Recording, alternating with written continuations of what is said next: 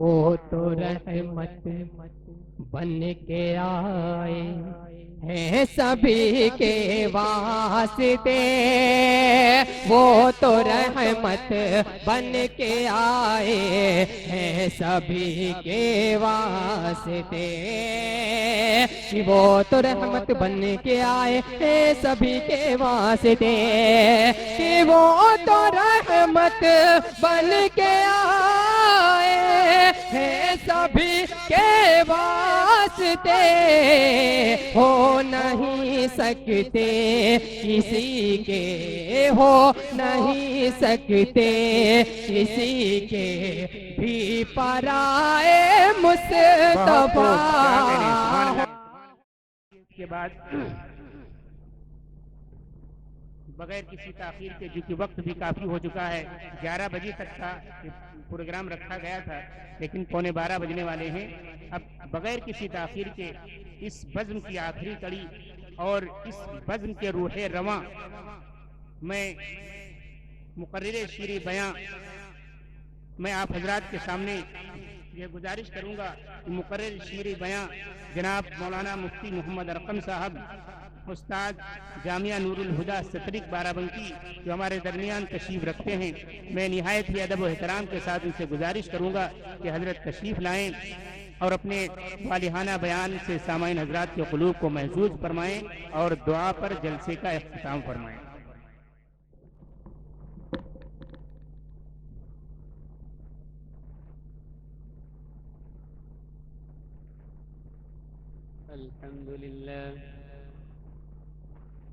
الحمد لله الذي هدانا لهذا وما كنا لنهتدي لولا أن هدانا الله،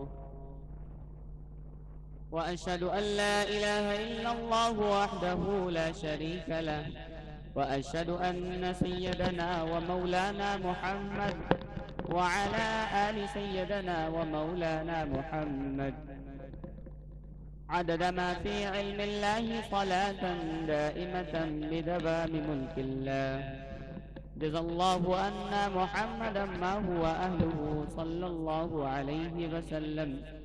قال الله تبارك وتعالى في القرآن المجيد والفرقان الحميد: أعوذ بالله من الشيطان الرجيم، بسم الله الرحمن الرحيم. ألف لام ميم، ذلك الكتاب لا ريب فيه هدى للمتقين. اللہ تبارک و تعالیٰ کا انعام اور احسان ہوا کہ اللہ رب العزت نے ایک مبارک لمحہ ہمیں دیکھنے کی اور اس میں شرکت کی ہمیں توفیق مرحمت فرمائی۔ اتنا مبارک لمحہ مجھے امید نہیں تھی، میں سوچ رہا تھا ایک چھوٹی موٹی کوئی دعا ہے اور میں یوں ہی ٹال رہا تھا۔ خیر بڑی خوشی ہوئی آ کر اور بہت اچھا لگا محنت دیکھ کر۔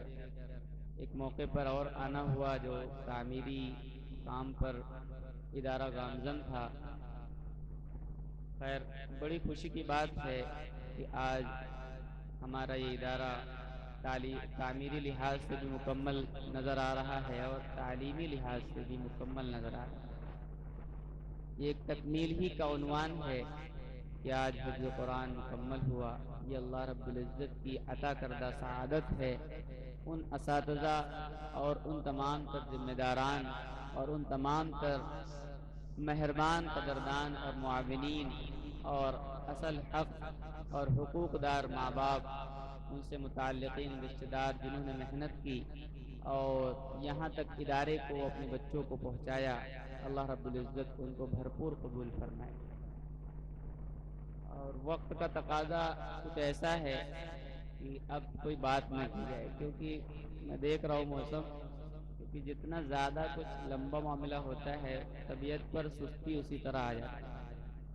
تو اس وقت طبیعت میں ایک انقباض، قبضیت طاری ہو گئی ہے کہ بھائی جلدی ختم کرو، کھایا پیا جائے، پانی پئیں، 2.5-3 گھنٹے ہو رہے بیٹھے ہوئے۔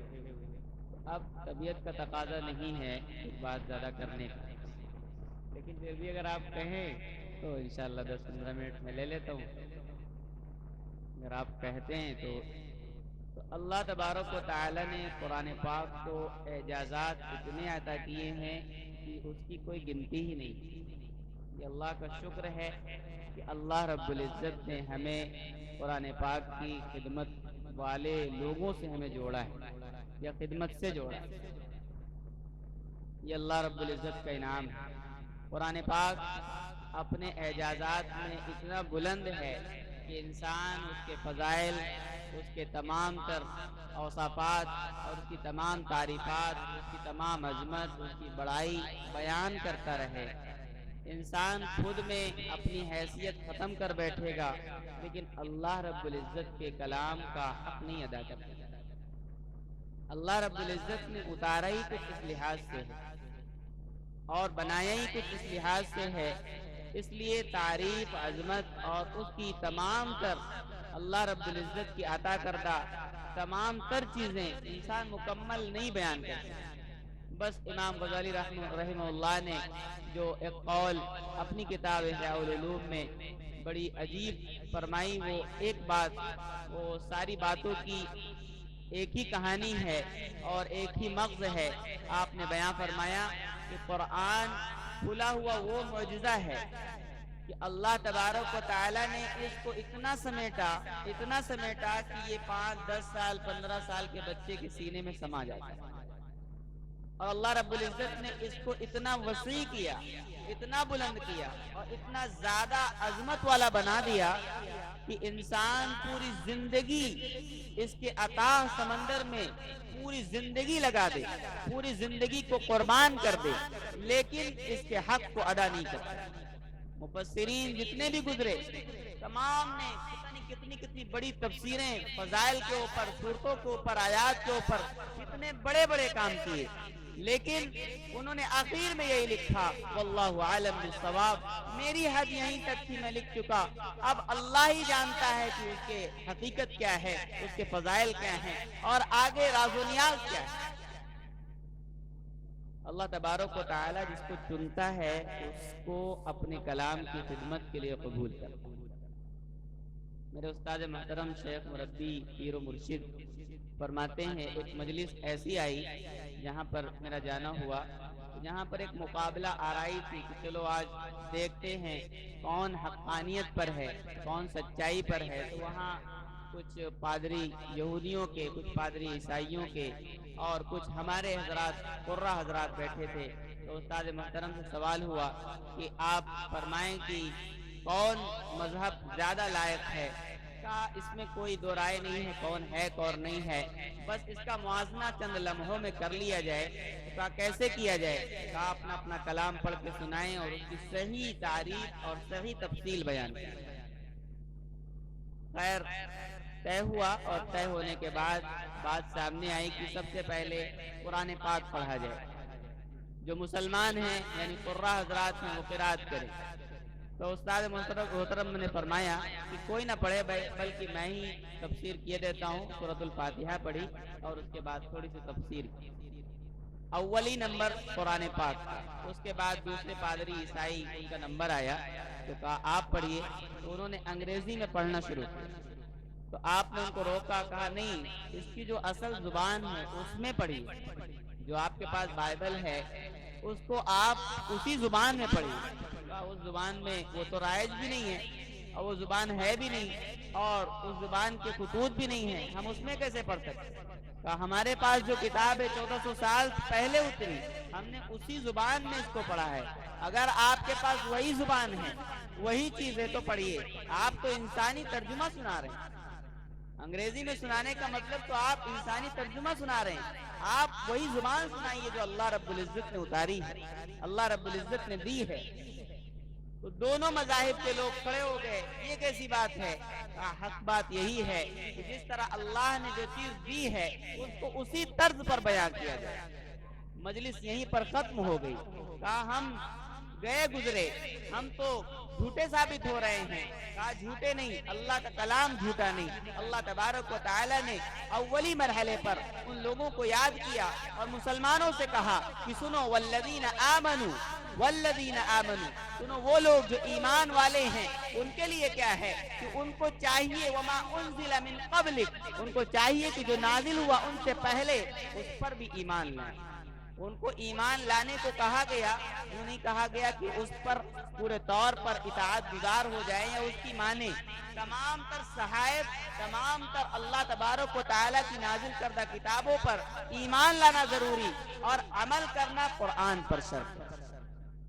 عمل قرآن پر کیا جائے اور ایمان سارے صحائف اور ساری ہی کتابوں پر لایا جائے۔ اللہ تبارک و تعالیٰ نے حقیقت میں اسلام کو ہر جگہ پر فوقیت دی ہے۔ چاہیے کہ انسان ویسی محنت کرے، ویسی کوشش کرے اور ویسے اقدامات کرے، قدم بڑھائے، تو اللہ تبارک و تعالیٰ نے اسلام کے لیے، ایمان والوں کے لیے، قرآن والوں کے لیے کل بھی راہیں کھولی تھی اور آج بھی اللہ رب العزت راہ کھولنے کے لیے تیار ہے۔ اللہ تبارک و تعالیٰ جب کام لینے پر آتا ہے اور تمام تر یہ معجزات، کرامات دکھانے پر آتا ہے تو اس کے لیے محنت والا متحرک شخص چاہیے۔ ہمارے اندر حرکت نہیں ہے، ہمارے اندر کوشش نہیں ہے، ہمارے اندر جدوجہد نہیں ہے، ہمارے پاس پیغامات نہیں ہیں، خود ہم پیغام ہیں لیکن ہماری زندگی عمل سے خالی ہے۔ انسان خود بذات خود اپنے اندر پیغام رکھتا ہے، بغیر بولے اپنی حیثیت رکھتا ہے، بغیر بولے اپنے قصے رکھتا ہے، بغیر بولے اپنا ایمان رکھتا ہے، بغیر کہے ان لوگوں کے لیے ایک ٹائٹل رکھتا ہے، لیکن اس کی زندگی جب بھانپی جاتی ہے، دیکھی جاتی ہے تو پتہ چلتا ہے کہ یہ تو سرے سے خالی ہے۔ اس نے صرف رومال اوڑھ رکھا ہے، اس نے صرف پگڑی باندھ رکھی ہے، اس کا صرف حلیہ ہے، اس کے پاس کچھ نہیں ہے۔ حقیقت میں قرآن نقاشی کرتا ہے ان تمام چیزوں کی، ان تمام تر جگہوں کی جہاں پر اسلام کی ضرورت ہے۔ آج اللہ تبارک و تعالیٰ کا ایک انعام بھی ہے۔ آج مرحلہ کیا ہے؟ جو شخص نمازی ہو، جو شخص روزے دار ہو، جو شخص حاجی ہو، اس کو لوگ متقی سمجھتے ہیں۔ آج ٹائٹل یہ ہے کہ جو نمازی ہو اور جو روزے دار ہو اور جو کچھ اپنا حلیہ صحیح رکھتا ہو وہ متقی ہے، لیکن اللہ کے کلام میں ایسا نہیں، بلکہ متقی وہ لوگ ہیں جو اپنے معاملات کو بہتر رکھتے ہیں، حقوق کو سمجھتے ہیں، حقوں کو ادا کرتے ہیں۔ وہ ماں باپ کا حق ہو یا پھر میاں بیوی کا حق ہو، بچوں کا حق ہو یا پھر پڑوس کا حق ہو، کوئی بھی حقوق ہیں وہ حقوق کی ذمہ داری سے انسان متقی بنا کرتا تھا، لیکن آج متقی بن لیا گیا اس بنا پر کہ انسان بس کچھ عمل کر رہا ہے بس وہ متقی ہے۔ نہیں، اللہ تبارک و تعالیٰ کا یہ انعام ہے کہ انسان کتنے بھی گناہ کرے، اللہ رب العزت گناہوں کی منحوسیت چہرے پر نہیں ڈالتا، لیکن 4 رکعت نماز پڑھ لے اللہ تبارک و تعالیٰ چہرے پر نور ڈال دیتا ہے۔ یہ اللہ رب العزت کا انعام ہے۔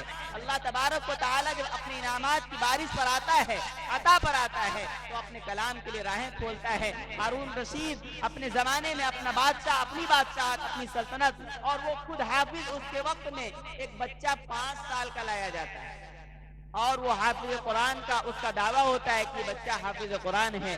ہارون رشید خود حافظ قرآن ہے۔ کہا ایسا ہے 5 سال کا بچہ بھی حافظ ہو سکتا ہے؟ کہاں اللہ تبارک و تعالی جس کے لیے، جن کے ماں باپ کے لیے ایسا تمغہ قبول کر لے کوئی مشکل نہیں ہے۔ ہارون رشید نے سامنے بٹھایا اور کہا بیٹا پڑھو۔ کہا بتائیے بادشاہ سلامت کہاں سے پڑھیں؟ بادشاہ سلامت بتائیے کہاں سے پڑھیں، کیا پڑھنا ہے؟ بادشاہ کو تعجب ہوا، کہا نہیں تمہیں جہاں سے یاد ہو وہاں سے پڑھو۔ سورہ بقرہ پڑھنا شروع کیا۔ بادشاہ نے روکا، کہا کہ اگلی آیت سے پڑھو، اگلی سورت سے پڑھو، 20 سے پڑھو، سورہ یوسف سے پڑھو۔ سب کہیں 5 جگہوں سے بادشاہ نے پوچھا اور 5 جگہوں سے جتنا قرآن سنا اتنا قرآن وہ 5 سالہ بچہ سناتا چلا گیا۔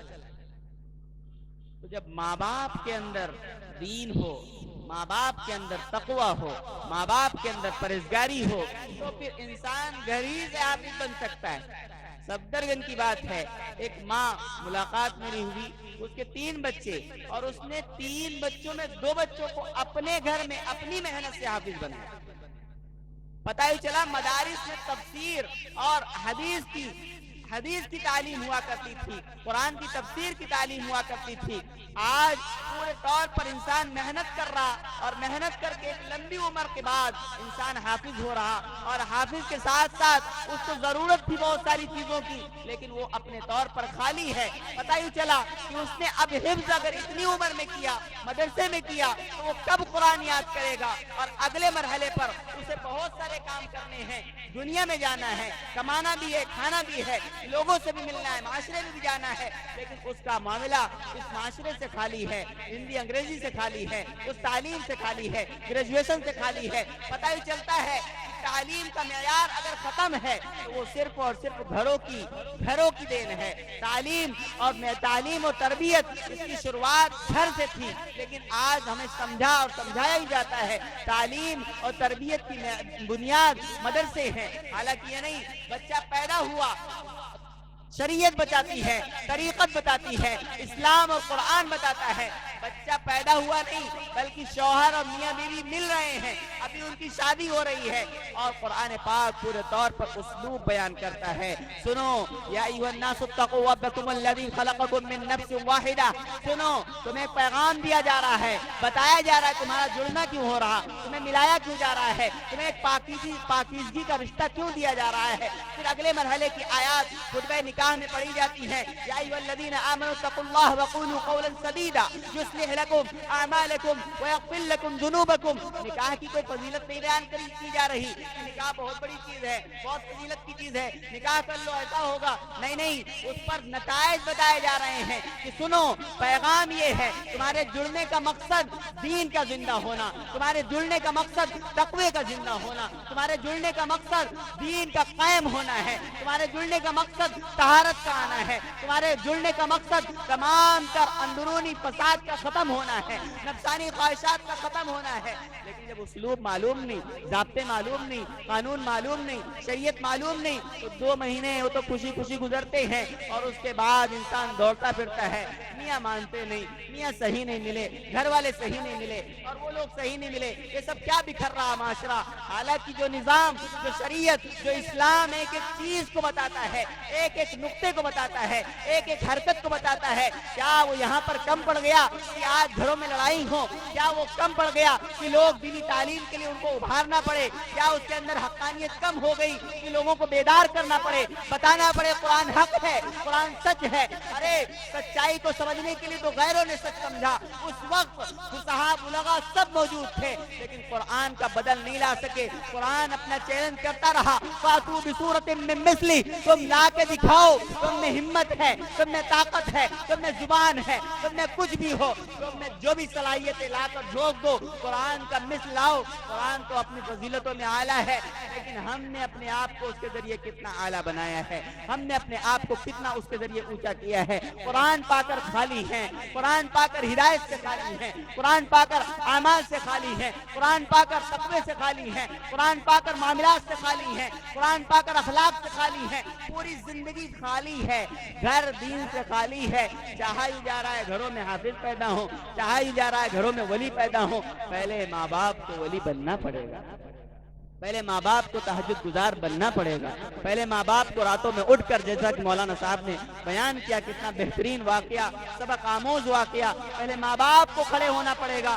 یقیناً دین ہمارا حق ہے، ہم ہی ہیں دین کو سنبھالنے والے، اللہ ہم سے دین کا کام لے گا، اللہ ہم سے لینا چاہے تو اس کے لیے کوئی مشکل نہیں۔ میں آپ کو بہت سارے واقعے نہ بتا کر ایک واقعہ استاد محترم ہی کی طرف میں رجوع کر رہا ہوں، کیونکہ وہی مرشد اور انہی کے ذریعے لی ہوئی چیزیں بتانی ہیں۔ آپ نے فرمایا کہ ایک عورت اس کا جذبہ اللہ کی طرف خرچ کرنے کا بڑھ گیا، اور ایسا بنا کہ جو کچھ اللہ نے عطا کیا خرچ کرتی رہی اور کرتی چلی گئی۔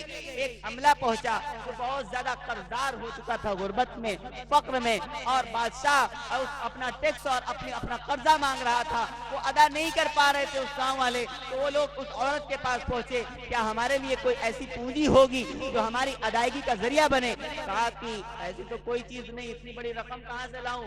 کہا ہاں ایک چیز اللہ نے مجھے عطا کی، بہت بیش قیمت میرے پاس ایک دوپٹہ رکھا ہوا ہے جس میں سونے سے بنائی کی گئی ہے، آپ اس کو لے جاؤ، یہ قیمت میں بہت بھاری ہے، اور اس کو لے جا کر فروخت کرو اور اس کے بعد بادشاہ کو قیمت ادا کر دو۔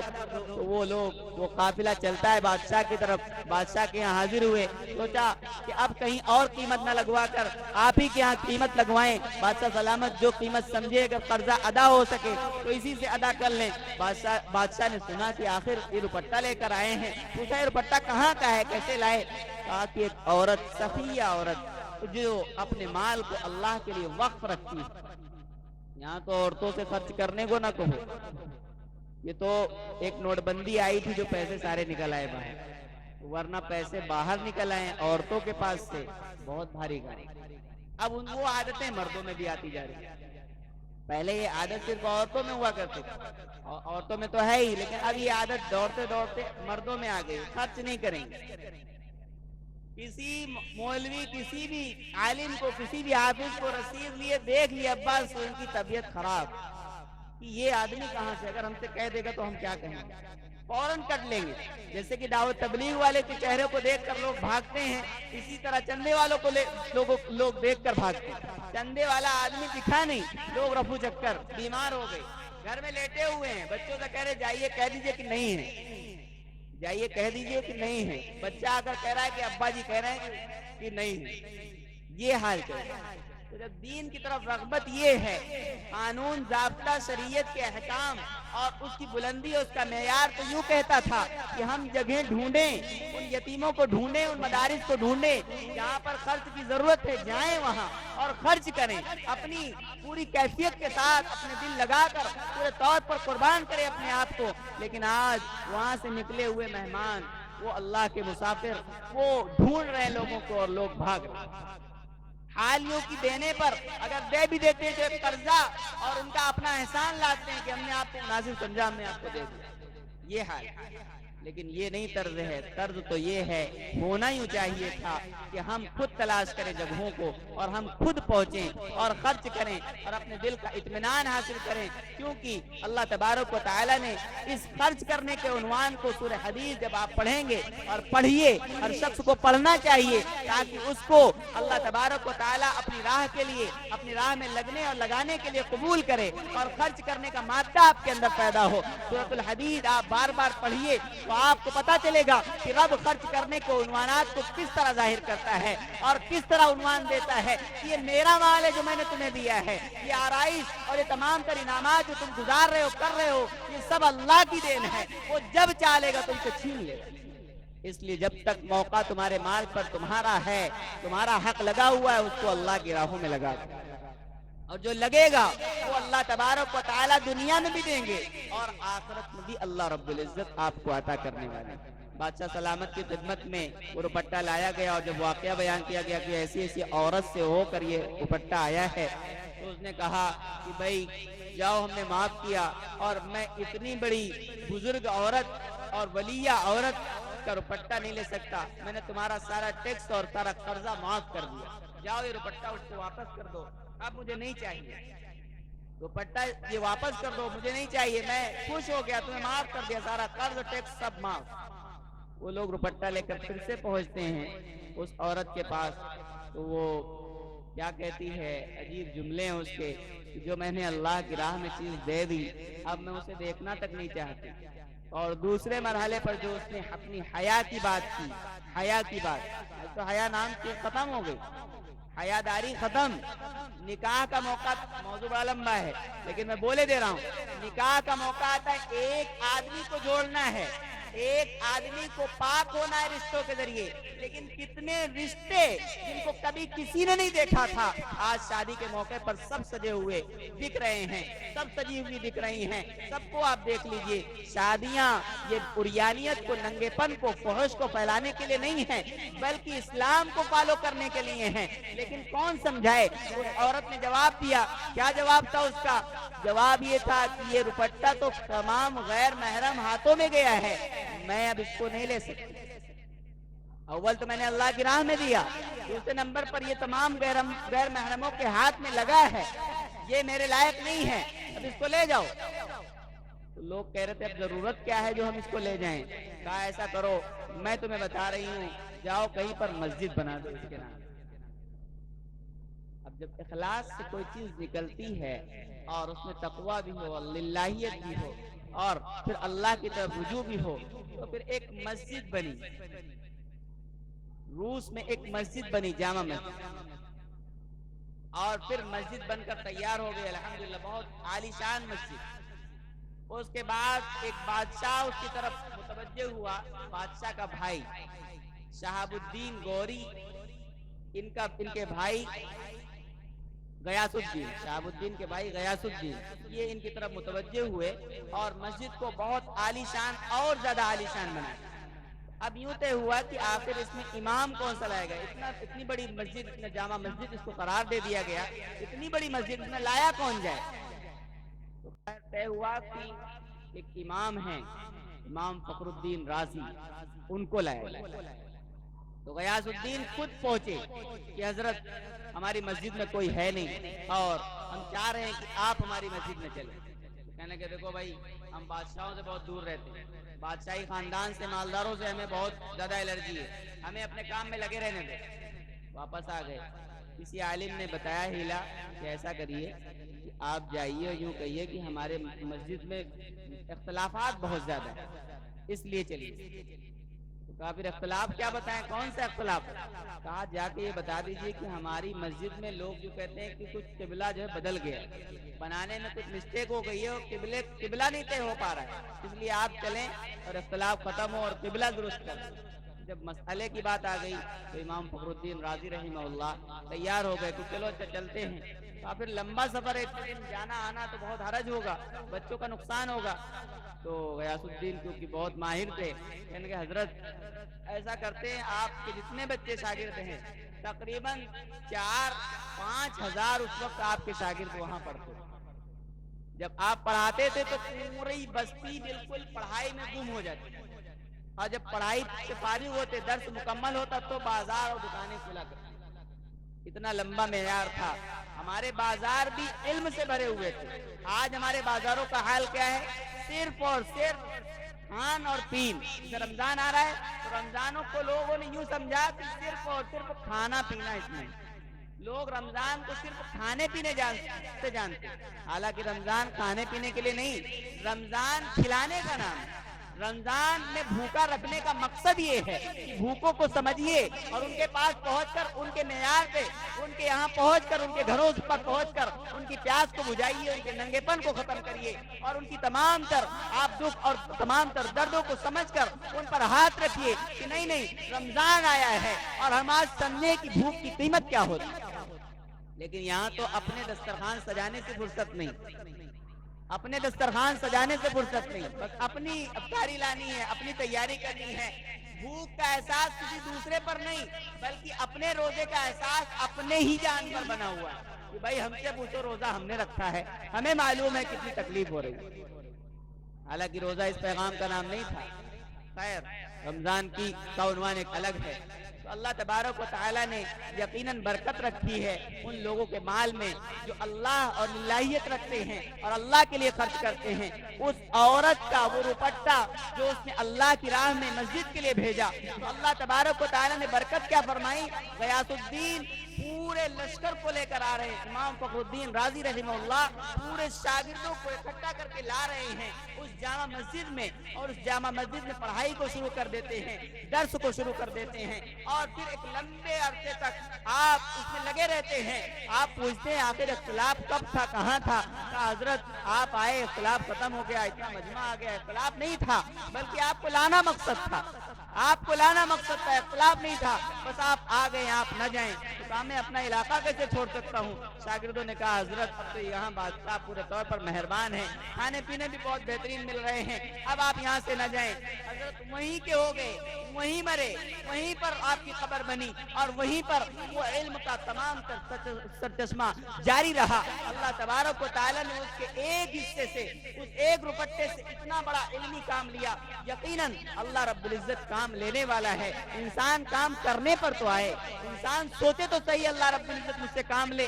بہت سارے افراد مدرسے کے معاونین ایسے ملتے ہیں جن کے پاس کچھ نہیں، لیکن ان کے پاس گئے، الحمدللہ ان کے پاس کچھ نہیں، لیکن وہ کہتے نہیں آپ رکیے، ہم آپ کو 10 آدمیوں سے ملاقات کرائیں گے، میرے پاس نہیں ہے کچھ لیکن میرے جاننے والوں کے پاس بہت کچھ ہے۔ تو اللہ رب العزت کوئی ذریعہ بنا دے دین کا، کوئی کام ہم سے کرا دے، یہ اللہ رب العزت کا ہم پر انعام ہے۔ یہ بہت خوشی کا موقع ہے کہ اللہ تبارک و تعالیٰ نے اس خوشی کے موقع پر اور اس بلندی کے موقع پر، اس فضیلت و برکت کے موقع پر ہمیں جوڑا ہے۔ اور وقت بہت کافی ہو چکا ہے، بہت ساری باتیں کہنے اور سننے کی تھیں، لیکن الحمدللہ اور باتیں آ بھی چکی ہیں۔ اللہ تبارک و تعالیٰ ہمیں حفظ قرآن سے محبت اور حفاظ کرام سے محبت اور ان دینی اداروں سے محبت نصیب فرمائے۔ یقیناً یہ محبت ہی ہمیں جنت میں لے جانے والی ہے۔ اللہ تبارک و تعالی ہمیں خلوص طریقے سے قبول کرے ان حفاظ کو، ان کے استاذ کو، اور حقیقت میں استاذ بھی اگر جڑا ہے تو ذمہ داروں سے، اگر ذمہ دار نہ ہوتے تو استاذ کا وجود نہیں، ذمہ دار نہ ہوتے تو مدرسے کا وجود نہیں۔ تو اصل معیار بنیاد ذمہ دار ہیں، لیکن ان کا تذکرہ کہیں نہیں آتا۔ ضرورت ہے کہ ان معاون، ان خلوص والے ذمہ داروں کا تذکرہ ہر جگہ ہو۔ بچے بھی ذمہ داری کو سمجھیں کہ حقیقت ذمہ دار ہے، ذمہ دار کے بعد استاد ہیں۔ ذمہ دار نہ ہوتا تو استاد کی تنخواہ کہاں سے آتی؟ اصل ذمہ دار ہے لیکن وہ پوش رہتا ہے، بنیاد بنا رہتا ہے، چھپا ہوا رہتا ہے۔ حقیقت میں اس کی عزت اول ہے، جس نے اتنا معیار بلند کیا مدرسے کا، ہر چیز کو چمکانے کی کوشش کی، استاد کو خوش کرنے کی کوشش کی، ہر طرح سے ماحول بنانے کی کوشش کی۔ اللہ تبارک و تعالی اس ادارے کے معاونین اور حقیقت میں ذمہ داروں کو بھرپور طریقے سے قبول فرمائے۔ ان کے حوصلوں کو سلام ہے، ان کی محنت کو سلام ہے، ان کی تمام تر آغاز کردہ تمام تر کاموں کو سلام ہے۔ اللہ تبارک و تعالی اس کو اسی طرح جیتا جاگتا رکھے، اور ان بچوں کو، ان کے ماں باپ کو، اور ان سے جڑے ہوئے تمام تر متعلقین کو، اور آئے ہوئے اس خوشی کے موقع پر تمام تر مہمان اور تمام تر میرے سرپرست سب بیٹھے ہیں۔ میں یوں بڑا اپنے آپ کو یوں سمجھ رہا ہوں، بڑا محسوس کر رہا ہوں، میرے بڑے بڑے بیٹھے ہیں، مجھے یہاں پر بٹھا دیا گیا، میں اس قابل بالکل نہیں ان کے سامنے، اور یقیناً مجھ سے خامیاں ضرور ہوں گی، اور میری زبان ان کے سامنے نہیں چلنے کے قابل ہے۔ بس اللہ تبارک و تعالیٰ جو بھی ہمارے بڑے ہیں ان کا استفادہ ہم سے پورے طور پر ہمیں جاری رکھنے اور ان سے لینے کی توفیق عنایت فرمائے، اور بھرپور طریقے سے ہمیں دینی درسگاہوں کو مضبوطی کی طرف لانے کی ضرورت ہے۔ اللہ تبارک و تعالیٰ، میں اپنے آپ کی ساری باتوں کو نہیں سنا سکتا اور سنانے کی ضرورت بھی نہیں ہے، کیونکہ میں اب اس ادارے کے عنوان پر ہوں، اس لیے اپنے یہاں کی کوئی بات آپ کو نہیں سناؤں گا، لیکن میری چاہت یہ ہے کہ لوگ یہ تانا کستے رہیں اور اپنا مشن بناتے رہیں کہ ہم تعلیم کو بند کریں گے، تعلیم کو ختم کریں گے، لیکن آپ اپنا مشن بنا لیجئے کہ انشاءاللہ ہمیں تعلیم کو جاری رکھنا ہے، چاہے جیسے جاری رکھیں، مدارس میں تالے پڑ جائے لیکن ہم تعلیم کو نہیں بند کریں گے۔ اگر یہ عزم کر لیں گے تو ہمارے گھر کم نہیں ہیں، ہمارے گھروں کے کمرے درسگاہ بننے کے لیے تیار ہیں، انشاءاللہ سب کچھ ہو سکتا ہے، بس ہماری سوچیں رہیں، ہماری فکریں رہیں، انشاءاللہ تعلیم اسی طرح چلتی رہے گی، اور اللہ رب العزت ان لوگوں کی محنت میں برکت کرتے رہیں گے، اور ہر سال، ہر آنے والے سال انشاءاللہ حفاظ کرام کی تعداد بھی بڑھتی رہے گی۔ اور اصل ضرورت، میں ایک گزارش آخر میں کروں گا، اصل ضروری چیز جو ہے وہ یہ کہ اس دینی تعلیم کے ساتھ دنیاوی تعلیم کو بھی فوکس دیا جائے، کیونکہ مدرسے کی دیواروں کے بعد ایک عصری تعلیم کا معاملہ بڑا اہم ہے، اس کو اولی مرحلے پر رکھیں۔ اور ہم نے جو ضابطہ بنایا ہے، صرف اپنے ادارے کی ایک بات آپ کو بتاتا ہوں، ہم نے جو اپنا ایک ضابطہ بنایا ہے کہ ہم اپنے بچے، اب اسی بچے کی دستار بندی کریں گے جو ایک بیٹھک میں قرآن پاک کو الحمد سے ناز تک سنائے گا، ہم اس کی دستار اسی کی کریں گے، باقی ہم کسی کی دستار اور کسی کی سند سے واقفیت نہیں رکھتے۔ جو ایک بیٹھک میں قرآن پاک کو سنائے گا بس وہی لائق ہے۔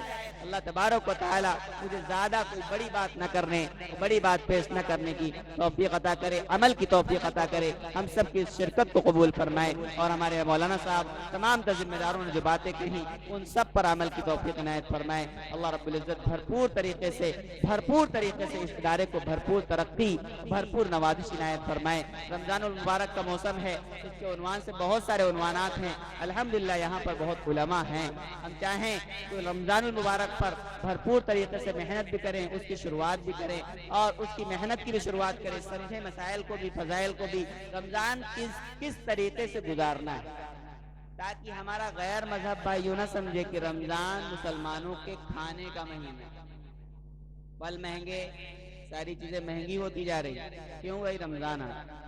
تو رمضان کوئی کھانے اور افطاری کا نام نہیں ہے، رمضان ایک پیغام کا نام ہے۔ اسلام کو فتوحات جو سب سے زیادہ ملی وہ رمضان المبارک کے مہینے، اس لیے رمضان کو سمجھیے، آ رہا ہے، اس کی تیاری کیجئے۔ اس کے لیے پیارے آقا نے دعا ارشاد فرمائی، اللہم بارک لنا فی رجب و شعبان وبلغنا رمضان۔ میں آیا اس عنوان سے تھا کہ میں ایک حدیث آپ کو سناؤں گا۔ پیارے آقا نے فرمایا، زمان ما یبقى من الاسلام الا اسمه، پھر فرمایا وما يبقى من القرآن الا رسمه، پھر فرمایا پیارے آقا نے مساجدها عمارة وهي خراب من الهدى۔ قرب قیامت کے بارے میں پیارے آقا ارشاد فرماتے ہیں کہ اسلام صرف اور صرف نام کے لحاظ سے باقی رہے گا، مسلمان صرف نام کے لحاظ سے باقی رہیں گے، قرآن صرف رسم کے لحاظ سے باقی رہے گا۔ لوگوں نے یوں سمجھا کہ قرآن پڑھو برکت ہوگی، قرآن پڑھو تو شفا مل جائے گی، قرآن پڑھو تو قرآن رکھ لو تو برکت ہوگی، قرآن دیکھ لو تو برکت ہوگی، صرف اس لیے قرآن تعویذوں میں لکھا جا رہا، بس اسی کو سمجھ لیا گیا کہ اصل قرآن اسی لیے اترا ہے، حالانکہ قرآن زندگی کو بنانے اور زندگی کو اصل حد تک پہنچانے کے لیے۔ تو اسلام نام کا نہیں ہے، قرآن رسم کا نہیں ہے، اور جو یہ عمارتیں مسجد ہو، مدارس، یہ عمارتیں صرف عمارت کے لیے نہیں ہیں بلکہ یہ ہدایت اور ایک پیغام کے لیے ہیں، زندگی کو سنوارنے کے لیے ہیں۔ اللہ تبارک و تعالی ہمیں ہر طریقے سے عمل کی توفیق عنایت فرمائے۔ وآخر دعوانا الحمدللہ رب العالمین۔